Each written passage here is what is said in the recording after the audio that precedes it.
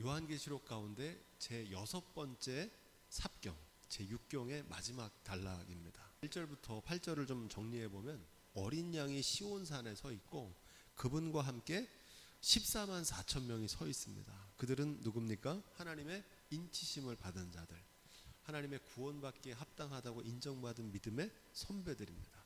그들이 시온산에서 예수 그리스도와 함께 노래를 부르고 있는 거예요. 이 노래가 어떤 노래냐? 승리의 찬송, 영광의 찬송입니다. 그리고 더불어서 6절에 보니까 첫째 다른 천사가 영원한 복음을 가지고 하나님의 인치심 받은 자들, 하나님께 인정받은 자들을 구원하실 것을 선포합니다. 그리고 이어지는 8절에 둘째 다른 천사가 나와요. 이 천사는 어떤 일을 하느냐? 큰 성 바벨론이 멸망할 것을 선포합니다. 큰 성 바벨론은 하나님을 대적하는 모든 사단과 그의 추종 세력들을 말한다 그랬죠. 그리고 이제 오늘 말씀에 셋째 다른 천사가 하나님의 심판인 진노의 포도주를 받을 심판의 대상이 누구인지를 증거합니다. 짐승과 그의 우상에게 경배하고 이마에나 손에 그 이름의 표를 받은 자들, 그들도 진노의 포도주, 하나님의 심판을 받을 수밖에 없다는 거예요. 짐승 전에 먼저 붉은 용을 봤잖아요. 이 용이 뭐예요? 사단이라 그랬잖아요. 그죠? 하나님을 대적하는 사단이고, 그 용에 의해서 나온, 바다에서도 나오고 땅에서도 나온 짐승들이 나오냐. 짐승들은 뭐라고 그랬습니까? 하나님을 대적하는 사단의 하수인들, 제국의 왕들입니다. 왕들. 그런데 이 제국의 왕들 특정한 사람만 얘기하는 게 아니라 바벨론의 느부갓네살, 에피파네스, 다니엘서에 나왔던 에피파네스, 그리고 네로 황제, 도미티안 황제, 로마의 황제들도 다 여기에 짐승들에 해당됩니다. 이들이 만들어 놓은 우상과 그거에 경배하는 사람들도 동일한 심판을 받을 거라는 겁니다. 짐승의 표를 받은 낙인이거든요. 이게 낙인이 뭡니까? 너는 내 거다 꽝 찍는 건데, 하나님의 낙인, 인치심을 받는 게 아니라 누구의 낙인을 받은 거예요? 짐승의 낙인을 받은 거예요. 넌 내 거다. 짐승의 표를 받은 사람은 어떤 사람입니까?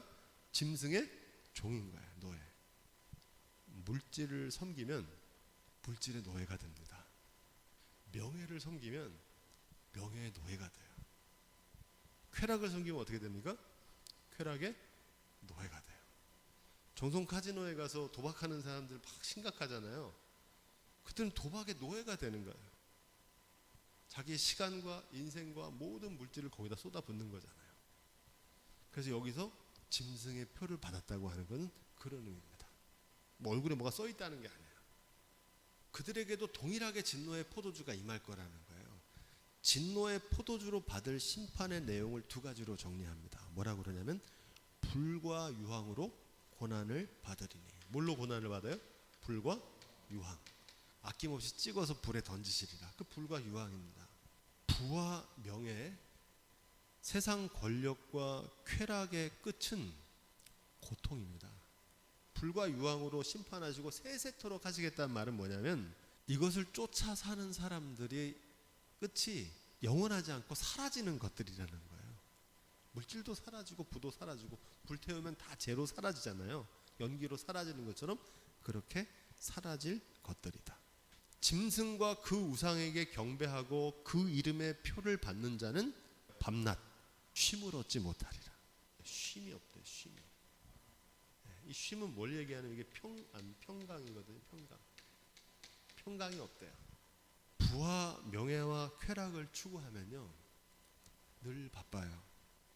분주하고 늘 두렵고요. 뺏길까봐, 잃어버릴까봐 불안해요. 평강이 없어요. 쫓기는 삶을 살게 됩니다. 지옥의 별명이 무저갱이라고 말씀드렸죠. 채워도 채울 수 없는 구멍이라 그랬잖아요. 만족이 없어요. 채울 수가 없으니까 만족이 없는 거예요. 쉼이 없어요. 인간의 탐욕은 끝이 없어요.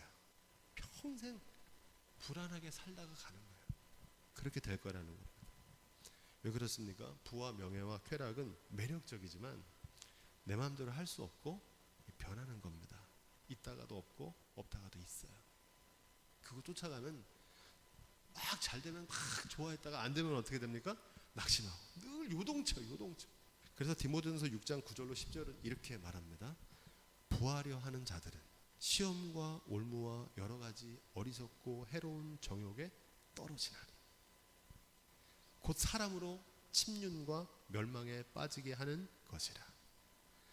돈을 사랑함이 일만하게 뿌리가 되나니 이것을 사모하는 자들이 미혹을 받아 믿음에서 떠나 많은 근심으로 자기를 찔렀도다. 이렇게 말합니다.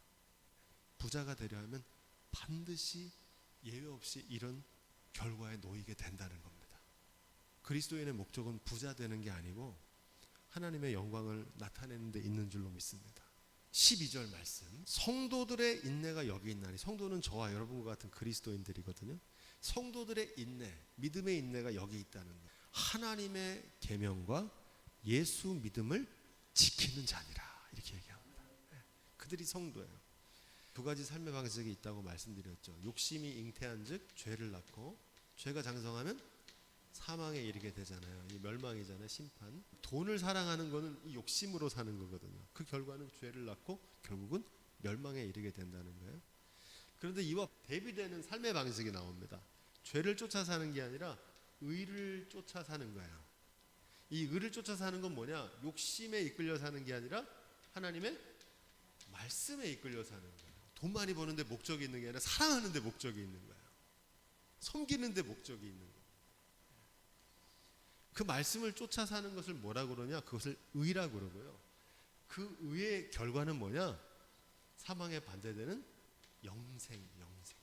이걸 다른 말로 구원이라고 그러고, 이거를 멸망이라고 그러죠.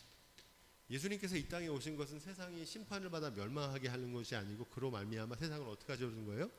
구원하시려고. 그래서 예수님께서는 새로운 삶의 방식을 증거하십니다. 말씀을 쫓아 의를 이루고 생명에 이르는 삶을 증거하시는 거예요.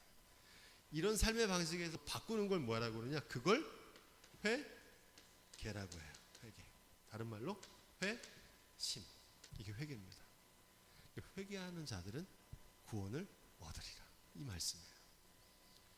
회개하라. 천국이 가까이 왔다 하는 말씀은 이런 삶의 방식에서 돌이켜서 말씀과 의와 영생을 쫓는 삶을 살라는 거예요. 지금까지 어떻게 살았는지 모르지만 이후로는 말씀을 쫓아 의를 이루고 영생을 이루는 삶으로 돌이키시기를 주님의 부탁을 드립니다. 그 사람들이 천국의 주인공이에요. 이 삶의 방식에 대해서 요한계시록은 이걸 좀 다르게 표현합니다. 하나는 뭐냐고 그러면 짐승의 표를 받은 자, 하나님의 인치심을 받은 자, 이렇게 대조됩니다. 짐승의 표를 받았다는 건 뭡니까? 앞에서 우리가 배운 것처럼 욕심의 노예로 사는 거고, 욕심에 이끌려 죄를 지으며 사는 게 짐승의 표를 받는 삶의 방식이에요. 하나님의 인치심을 받았다는 건 뭡니까? 말씀과 의를 쫓아 영생에 이르는 거예요.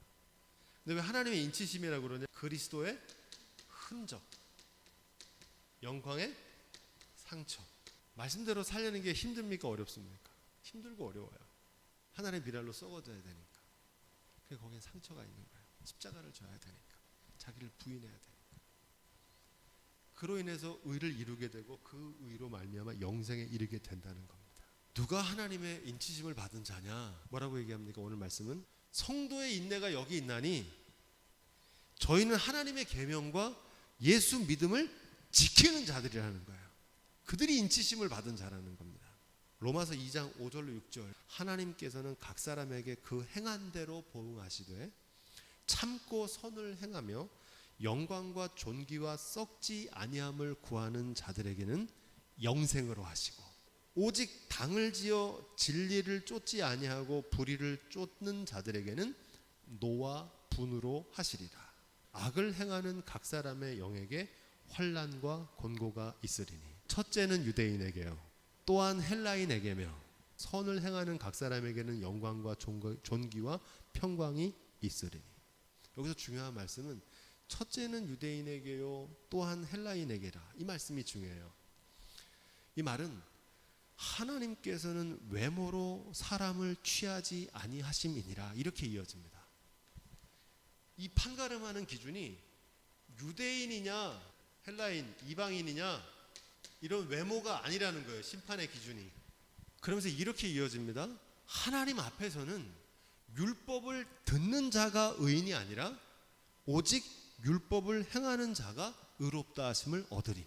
이 모든 말씀의 결론은 뭐냐면 율법을 듣는 사람이 아니고 율법을 행하는 사람이 의롭다 하심을 받는다는 거예요.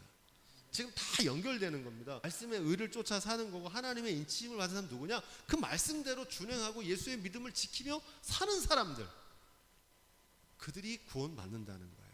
왜 이 말씀을 드리냐면 심판의 기준은 외모가 아니라 중심입니다. 외적인 혈통, 직분이 아니라는 거예요. 유대인이란 말은 사람들이 유대인이면 구원받는 줄 알아요. 12지파에 속하면 구원받는 줄 알아요. 아니라는 겁니다. 그리스도인이다, 교회에 다닌다, 세례받았다, 예배를 드린다, 신앙생활 30년 했다, 모태신앙이다, 이런 외적인 기준으로 구원받는 게 아니라는 겁니다. 그럼 뭘로 구원을 받느냐? 십자가와 부활에 대한 믿음으로 말씀대로 준행하는 그 삶을 사는 사람들만 구원에 이르게 되는 줄로 믿습니다. 율법을 듣는 자가 의인이 아니라 율법을 행하는 자가 의인이잖아요. 지금 그 말씀을 증거하는 겁니다. 이렇게 결론을 맺습니다. 곧 내 복음에 이른 바와 같이 하나님이 예수 그리스도로 말미암아 사람들의 은밀한 것을 심판하시는 그날이라. 이 말씀대로 준행한다는 말을 목사님들도 많이 오해하시더라고요. 행함으로 구원받는다는 얘기가 아니에요. 말씀대로 사는 거예요. 사랑하며 감사하며 기도하며 그 사람들을 구원하시는 줄로 믿습니다. 이 심판의 기준이라는 거예요. 13절 기록하라 그러는데 이건 하나님의 언약입니다. 그리고 성령께서 보증을 하십니다. 그들이 수고를 그치고 지금은 십자가를 지고 고난을 받지만 이는 저희 행한 일로 말미암아 말씀대로 준행했기 때문에 이제 평강을 얻게 될 거라는 겁니다. 여기서 중요한 말은 자금 이후로라고 하는 말입니다. 자금 이후로. 지금 이후로가 아니라 자금 이후로예요. 이 말씀의 뜻은 뭐냐? 과거와 또 지금 현재와 나중에 미래에도 이 하나님의 언약이 영원한 언약으로 이루어질 거라는 겁니다. 어떤 언약입니까? 이 말씀이 아주 중요합니다. 주 안에서 죽는 자들은 복이 있도다. 이게 무슨 말이냐면 예수님 믿다가 돌아가셨다는 얘기가 아닙니다. 이것은 생물학적인 우리의 목숨이 끝나는 죽음을 말하는 게 아니라 십자가에서 죽기까지 복종하신 예수 그리스도를 쫓아 죽기까지 말씀대로 순종하며 사는 사람들을 가리킵니다. 갈라디아서 2장 20절 이렇게 되어 있죠. 내가 그리스도와 함께 십자가에 못 박혔나니 이제는 내가 사는 것이 아니요 내 안에 그리스도가 사시는 것이라. 주님 안에서 죽고 주님 안에서 다시 사는 삶을 나타내는 줄로 믿습니다. 여기서 죽는다는 건 그 말이에요. 계시록 2장 10절에 이렇게 말합니다. 서머나교회 주신 말씀인데 내가 죽도록 충성하라. 그리하면 내가 생명의 면류관을 내게 주리라. 죽도록 충성하라는 거예요. 주 안에서 죽는 자들은 그런 의미입니다. 요한복음 12장에서 우리가 잘 아는 말씀에 더 분명하게 증거됩니다. 내가 진실로 진실로 너희에게 이르노니 한 알의 밀이 땅에 떨어져 죽지 아니하면 한 알 그대로 있고 죽으면 많은 열매를 맺으리라. 자기 생명을 사랑하는 자는 잃어버릴 것이요 이 세상에서 자기 생명을 미워하는 자는 영생하도록 보존하리라. 이게 주 안에서 죽는 자들이란 뜻입니다. 그렇게 죽는 걸 말하는 거예요. 한 알의 밀알로 죽는 의미를 얘기하는 겁니다. 기꺼이 목숨을 내걸고라도 하나님의 말씀과 뜻을 지키기 위해서 사는 사람, 이게 죽도록 충성하는 겁니다. 한 알의 밀알로 썩는 거예요. 이게 사람이 나를 섬기려면 나를 따르라. 나 있는 곳에 나를 섬기는 자도 거기 있으리니 사람이 나를 섬기면 내 아버지께서 저를 귀히 여기시리라. 기가 막힌 말씀이에요. 주님을 섬기면 주님을 따르잖아요. 그럼 주님 있는 곳에 가게 될 줄로 믿습니다. 천국에 가는 거죠. 그런데 짐승을 섬겨요. 짐승을 따라가요. 그럼 어디 갑니까? 짐승이 간 곳에 가는 거예요. 짐승을 따라갔는데 주님 계신 곳엔 갈 수 없잖아요. 그런데 많은 사람들이 어떻게 사냐면 주님을 따른다고 하면서 짐승을 섬기고 짐승을 쫓아가요. 그거를 판가름하시겠다는 겁니다. 구원의 길은 오직 예수 그리스도 한 분뿐인 줄로 믿습니다. 우리가 이렇게 고백하잖아요, 그죠? 구원받는 길은 예수님밖에 없어요. 이 고백은 단순히 기독교가 배타적인 구원론을 가지고 있다고 그러거든요. 기독교만 구원받는다는 거니까. 근데 그런 의미가 아닙니다. 어떤 의미냐? 예수 그리스도로 구원받는다는 것은 교회 다닌다고 세례받고 직분 받았다고 다 구원받는 게 아닙니다. 세례받은 자는 어떻게 해야 돼요? 세례받은 자답게 살아야 돼요. 세례를 받는다는 게 뭡니까? 내가 그리스도와 함께 죽는 거잖아요. 물 세례를 받는 게. 물에 수장되는 거예요. 이전에 내 욕심대로 내 뜻대로 내 마음대로 살던 삶은 그리스도 안에서 물과 함께 수장되고 그리스도 안에서 새로운 하나님의 자녀로 이제 하나님 뜻을 이루어드리고 하나님 영광 나타내는 삶으로 살겠다는 그 출발점이 물세례인 줄로 믿습니다. 세례받은 자 이렇게 살아야 되잖아요. 직분 받았다고 구원받는 게 아니에요. 감독이냐 목사냐 장로냐 이걸 구원받는 게 아닙니다. 감독 중에도 지옥 갈 사람들 많아요. 하나님의 말씀대로 하나님의 뜻대로 그 직분에 합당한 삶을 살아야 구원받게 되는 줄로 믿습니다. 너무 당연하잖아요. 그 말씀을 전하는 거예요. 마지막에 그걸 판가름하시겠다는 겁니다. 지금 우리가 판가름 할 수 있습니까? 없습니까? 우린 못해. 우린 하면 안 돼요. 그거 하나님 권한이거든요. 근데 그거 하는 사람들이 있어요. 저 사람 끌어내려야 된다는 거예요. 저런 사람 목사도 아니래. 그게 뭐 하는 겁니까? 자기가 하나님 노릇을 하는 거예요. 그 심판은 마지막 날 하나님의 심판대에서 하나님께서 하실 줄로 믿습니다. 우리는 뭐만 하면 되냐면 다른 사람 평가하지 말고 나를 돌아봐야 돼요. 난 어떤지. 저 사람 보니까 저러면은 참 부르심에 합당하게 사는 게 아닌 것 같은데 비판할 게 아니라 난 저러면 안 되겠구나. 그 사람은 하나님께 맡기고 나를 돌아볼 수 있는 지혜가 있기를 주님의 부탁을 드립니다. 예수 그리스도를 주님으로 모시고 주님 뜻대로 주님을 쫓아 죽기까지 순종하며 사는 사람들. 그래서 지금의 고난과 환난을 기꺼이 감수하며 인내하는 사람들을 마지막 날에 구원하실 줄로 믿습니다. 그 자리에 다서는 저와 여러분들이 되시기를 주님의 이름으로 축복드립니다. 14절로 16절입니다. 이 구름 위에 앉아서 날카로운 낫을 가지고 계신 분은 누굽니까? 알곡과 가라지를 구별하는 심판과 구원의 권세를 위임받으신 예수 그리스도이신 줄로 믿습니다.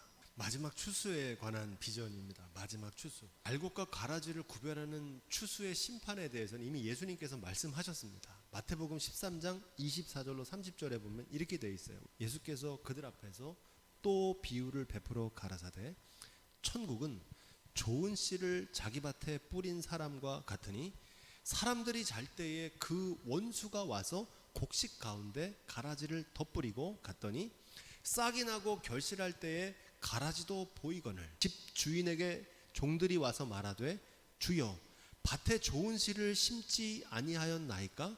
그러면 가라지는 어디서 생겼나이까? 주인이 가로되 원수가 그렇게 하였구나. 이 원수는 아까 우리가 배웠죠? 음료 바벨론이기도 하고 사단이기도 하고 짐승들이기도 하고 원수들이 그렇게 했다는 거예요. 종들이 말하되 그러면 우리가 가서 이것을 뽑기를 원하시니까 주인이 가로되 가만두어라. 가라지를 뽑다가 곡식까지 뽑을까 염려하노라. 둘 다 추수 때까지 함께 자라게 두어라. 둘 다 함께 자라게 뒀는데 그것을 지금 추수하신다는 겁니다. 그러면서 이렇게 이어져요. 추수 때에 내가 추수꾼들에게 말하기를 가라지는 먼저 거두어 불사르게 단으로 묶고 곡식은 모아 내 곡간에 넣으리라 하리라. 지금 그 말씀을 지금 통일하게 요한계시록이 증거하고 있는 거예요. 중요한 것은 알곡과 가라지는 겉으로 보면 똑같아요. 탈곡하기 전에는 오히려 가라지가 더 커요. 왜 그렇습니까? 알곡은 생명을 잉태하려고 속에다가 그 양분을 넣었는데 가라지는 겉에만 꾸미니까 겉이 크잖아요. 하지만 그날에 주님께서 속이 꽉 찬 알곡인지 겉만 번지르한 쭉정인지 판가름하십니다. 마지막 심판 때에서만 나타나는 게 아니라 위기의 순간에 나타납니다. 비가 오고 창수가 난 날 바람이 불면 알곡은 어떻게 돼요? 안으로 들어오고 키즈를 하면 쭉정이는 어떻게 합니까? 밖으로 날아가요. 견디질 못해요. 나는 과연 알곡인지 쭉정인지 나 스스로를 주님 앞에서 돌아볼 수 있는 지혜가 있길 부탁을 드립니다. 우리 모두 다 알곡이 됩시다. 17절과 18절 말씀, 알곡과 쭉정이에 이어서 또 하나 천사가 포도송이를 거두는 장면이 나옵니다. 열매를 거두는 거예요. 요한복음 15장 1절로 6절에 보면 이 포도송이를 거두는 심판의 모습을 이미 예수님께서 비유로 말씀하셨어요. 내가 참 포도나무요 내 아버지는 농부라. 물은 내게 있어 과실을 맺지 아니하는 가지는 아버지께서 이를 제하여 버리시고 무릇 과실을 맺는 가지는 더 과실을 맺게 하려 하여 이를 깨끗게 하느니라. 깨끗게 하는 걸 전지작업이라고 합니다. 그래서 이파리가 많고 열매가 많이 달리면 더 많을 것 같지만 그 가지를 쳐주고 하면 깨끗하게 돼서 더 풍성한 열매를 맺거든요. 너희는 내가 일러준 말로 이미 깨끗하였으니 내 안에 거하라. 나도 너희 안에 거하리라. 주님 안에 거하는 게 뭡니까? 갈라디아서 2장 20절 이렇게 됩니다. 이제 내가 사는 것은 나를 사랑하사 나를 위하여 자기 몸을 버리신 하나님의 아들을 믿는 믿음 안에서 사는 것이라 그러잖아요.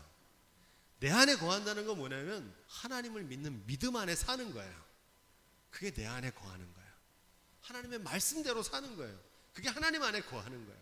가지가 포도나무에 붙어 있지 아니하면 절로 과실을 맺을 수 없음 같이 너희도 내 안에 있지 아니하면 그러하니라.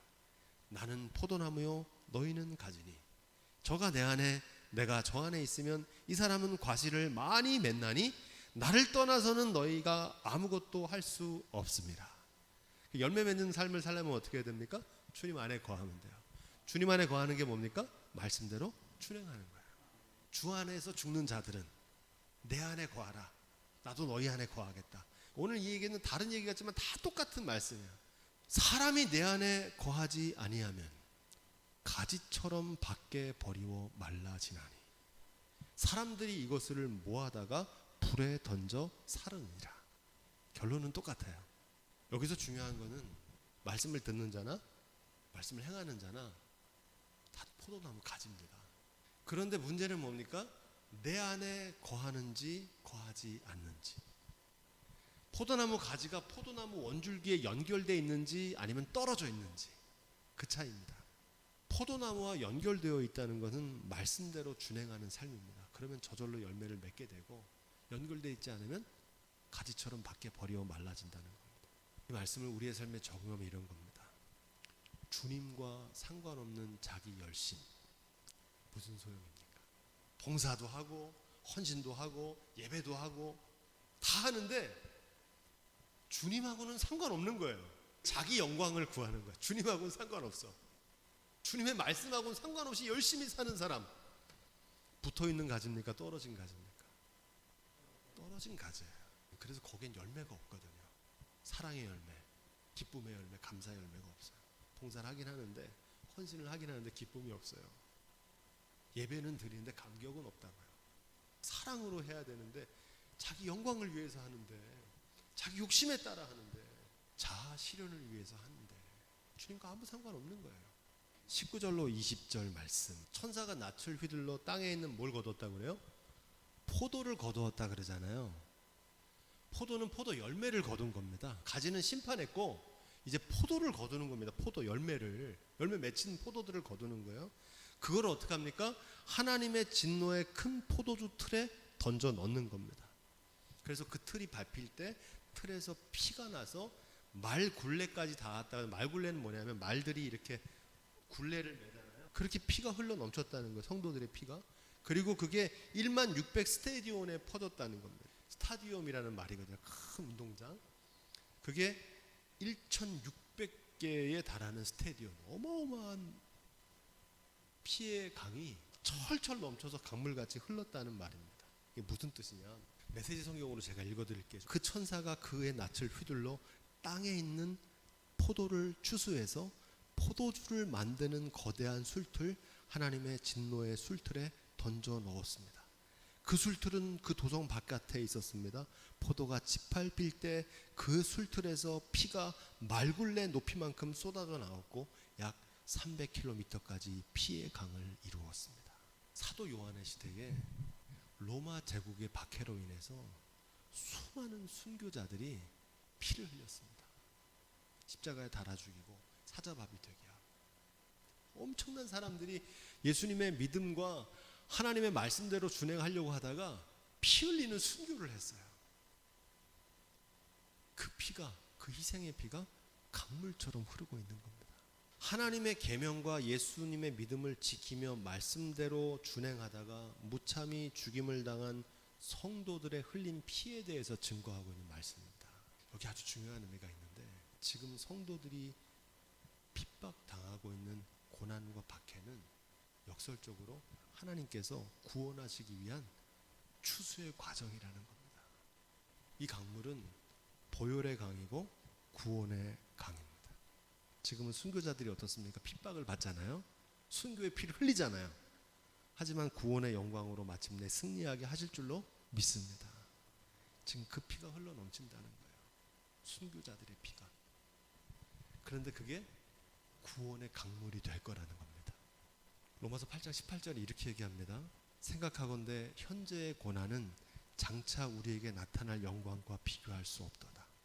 우리나라가 해방되기 위해서 그냥 해방이 온 게 아니고요. 이름 없는 독립투사들이 흘린 피와 땀 위에 해방된 나라가 세워진 줄로 믿습니다. 우리나라 민주화가 많이 됐잖아요. 아직도 더 민주화가 돼야 되지만 그냥 된 게 아닙니다. 수많은 사람들이 죽음을 당하고 민주화를 위해서 피 흘렸어요.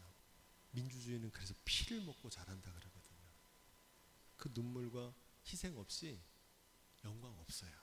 그 얘기를 하는 겁니다. 지금 순교자들이 흘리는 이 포도주 틀에서 막 포도가 틀에 짓밟히는 모습을 보는 게 어떤 모습이냐면 성도들이 박해를 받는 거예요. 근데 거기서 막 포도주가 나오는 거예요.